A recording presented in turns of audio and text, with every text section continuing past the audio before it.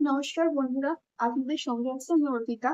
আমার চ্যানেলে যদি নতুন হয়ে থাকেন, চ্যানেলটি অবশ্যই সাবস্ক্রাইব করে পাশে থাকবেন। আজ আমরা আলোচনা করব বাচ্চাদের বাচ্চাদের জেদ আমরা বাবা মায়েরা ঠিক কিভাবে সামলাবো। এটা আমরা অনেকেই বুঝতে পারি না। বাচ্চা জেদ করলে আমরাও বাচ্চার জেদের রেসপেক্টে কিছু ভুলভাল আচরণ করে ফেলি।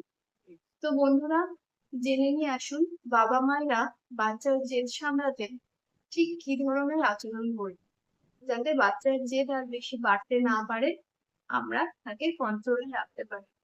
আসুন জেনে নিই। বাচ্চা মোবাইল দেখতে চাইছে। মোবাইল আপনি কিছুতেই তাকে দেবেন না। মোবাইল দেখার জন্য সে মেঝেতে গড়াগড়ি দিতে শুরু করলো। জিনিসপত্র ভাঙচুর করতে শুরু করলো, এটা ওটা ছুঁড়ে ফেলতে শুরু করলো। আপনি তো কিছুতেই তাকে মোবাইল দেবেন না। কিন্তু একটা সময় আপনার ধৈর্যের বাঁধ ভেঙে গেল।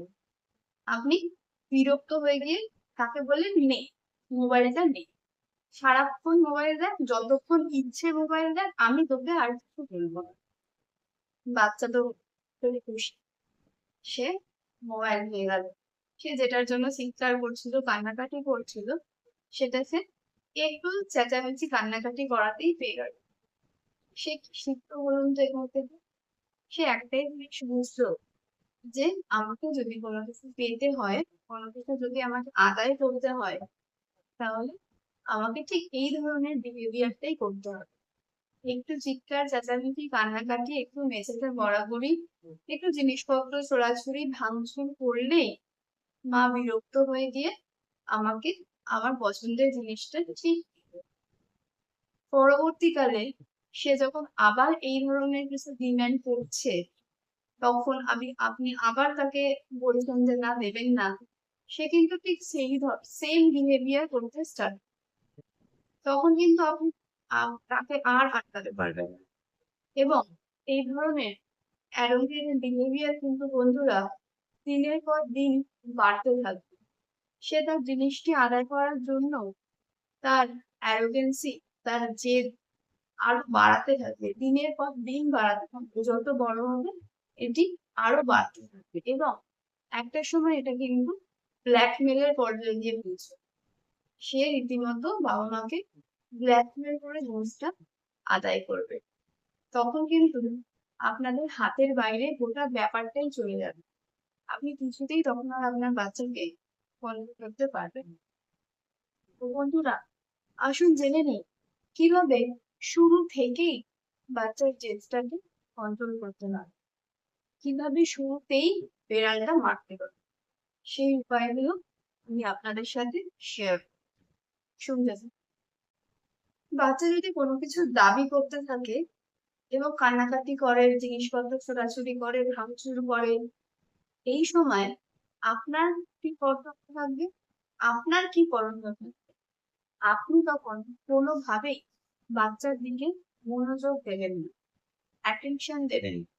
বাচ্চারা কিন্তু বন্ধুরা অ্যাটেনশন ড্র করার জন্যই এই ধরনের বিহেভিয়ার গুলো করতেছে। তো প্রথমে বলি বন্ধুরা, আপনারা বাচ্চা যখন এই ধরনের জেদ করছে, এই ধরনের বিহেভিয়ার করছে, কোনোভাবেই বাচ্চার প্রতি অ্যাটেনশন দেবেন না। পারলে সেই স্থান আপনি ত্যাগ করুন, সেখান থেকে আপনি কিছুক্ষণের জন্য চলে যান, বাচ্চাকে বাচ্চার মতো ছেড়ে দিন।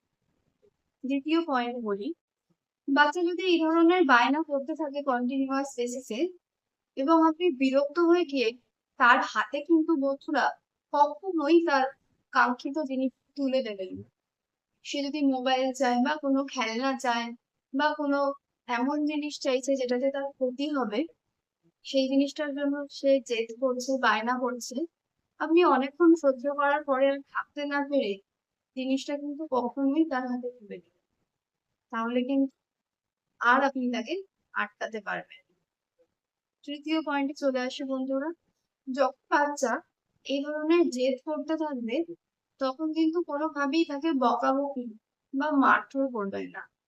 এই ধরনের নেগেটিভ আচরণ, আপনার এই ধরনের নেগেটিভ আচরণ বাচ্চার জেদকে কিন্তু আরো বাড়িয়ে দেবে। আপনি কোনোভাবেই কিন্তু তাকে কন্ট্রোল করতে পারবেন না। তো পরের পয়েন্টে চলে আসি বন্ধুরা, এটা তো বললাম বড় বাচ্চাদের ক্ষেত্রে আপনি এগুলো করতে পারেন। আর আপনার বাচ্চা যদি খুবই ছোট হয়, ধরুন তার বয়স বছর দুয়েকের কম, তো সেই রকম বয়সী বাচ্চা যদি এরকম জেদ করতে থাকে কোনো কিছু পাওয়ার জন্য, সেক্ষেত্রে এইটুকু বাচ্চাকে তো আপনি কোনোভাবেই কিছু করতে পারবেন না, বোঝাতেও পারবেন না, বলতেও পারবেন না, কারণ সে নিজে কিছুই বোঝে না। এই ধরনের বাচ্চাকে আপনি যেটা করতে পারেন, এ ধরনের বাচ্চাকে যখন এরকম খুব ভুল হয়ে যাবে, বাচ্চা কিছুতেই সামলাতে পারবেন না, তখন তাকে আপনি জড়িয়ে ধরতে পারেন, তো টাইট হাগ করতে পারেন।